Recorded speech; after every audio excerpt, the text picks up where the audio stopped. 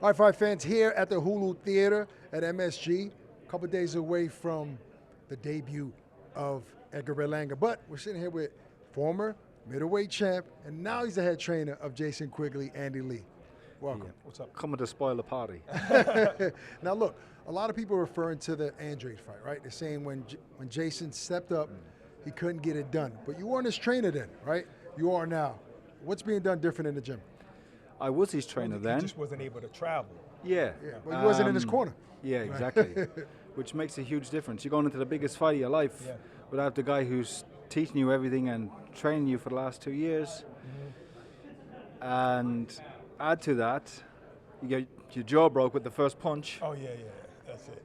And Andrade is a very, very good fighter. So it was tough for Jason. And not only that, you know, when you go to, listen, every decision that had to be made is being made by Jason. When you go without your coach is like, he's the ruler, he's the head guy of the whole organization, of all the guys who are around him, the managers, the promoters, strength conditioners, teammates. Right. The coach makes all the decisions. Yes. Right. So when you take the coach, camps. in I'm not making decisions then, I'm not part of the camp. You're the head No honcho. doubt. So in terms of like when we train, where we train, when he eats, when he sleeps, who's he talking to, all of those small micro decisions, when I'm taken out of that, he's making them. And that's extra responsibility and extra drain, all energy being taken away. Right. And then there's also the negative impact of not having your coach there. So who did you fire when you got back? I fired myself. Then I rehired myself. But it was always going to be a hard fight. Yeah, no matter what. You know what I mean? Probably the hardest fight. He fought the most avoided champion in boxing. So, but since then he's come back, had a fight in April, won it, good 10 rounds, which will stand to him, and he's shown me in the gym his desire and why he's come back. The reasons why I think he's here for the right reasons. It's not about money. It's about righting the wrongs of the Andrade fight. And that's what's important. Now, we spoke to him a couple of days ago. He said that whether he was joking or not, it had a little bit of truth probably in his heart. He said that Berlanga is the most overrated fighter. Do you feel that way? It's a big I don't think he's overrated. I think he's a very good young fighter. Yeah. I think there's still a lot of improving in him to do, and a lot of development yet left in him.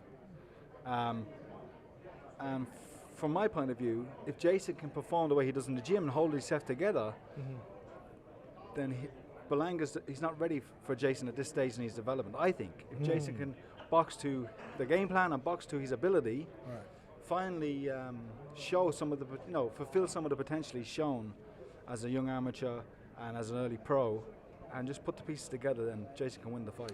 Is there concern there about the punching power? Obviously, 16 straight knockouts, all in the first round, but since then, he hasn't been putting guys out, but that power is still there. I guess he couldn't take Andrade's power for whatever reason. Is any concern about that going into this fight? Yeah, he's a good, strong, hungry fighter, and I think he'll want to make a statement, but with there's ups and downs to it. He'll want to make a statement, but that will leave openings for us.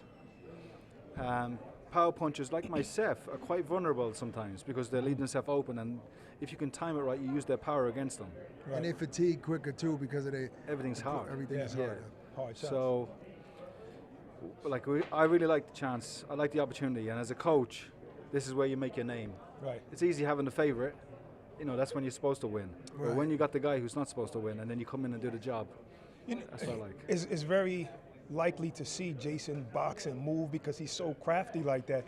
So I'm just curious, in that fight with Demetrius Andrade, was that ever a discussion that he's a heavy puncher, we have to watch out for the right hand? No, well, Andrade is a notoriously fast starter, and then he fades down the stretch because he has those weight issues. But so even when Jason got dropped, when he got up, I thought, oh, that's okay. We'll get through this. He looked fine, but the jaw was broke, and then the second knockdown was probably a bit too much. But had he got through the first few rounds, and even had he got the chance just to bite down and let his hands go, because he felt he was fine even when he got put down. But it's the fights can the bell rings and sometimes it's over before you even get going or get started. And you're not even warm yet. And so in saying that with Berlanga, Jason will have to put a stamp or try to get some foothold early in the fight in terms of making him respect. He can't just walk into Jason and think he can let his hands go. He has to know that something's coming back, something with power on it, to make him think twice, Berlanga. All right, last question. Are you worried about fighting here in Edgar Berlanga's hometown, Madison Square Garden? About the judges? We can't worry about that. It's all irrelevant. We just got to do the job, and hopefully there won't be no judges needed. So did you say that Jason, I thought I heard you say that he wins by knockout Saturday I think night? so. I think the longer the fight goes, the better for Jason. I fancy Jason for a late stoppage, if he can get past those first couple of rounds. Well, there you have it. Trainer for Jason Quigley, Andy Lee.